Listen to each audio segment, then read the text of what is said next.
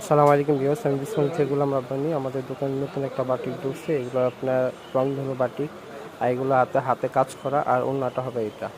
আর এটার লগে 4টা কালার আছে। এটা আমি কালারগুলো দেখাই দিতেছি। ভাই কালারগুলো দেখান তো। এখানে আপনার মোট 5টা কালার, এখানে 4টা কালার। এখানে নেভি ব্লু, তারপরে আপনার জলপাই কালার, কালো কালার, আর আপনার রয়্যাল ব্লু, আর মিষ্টি কালার। মোট 4টা কালার।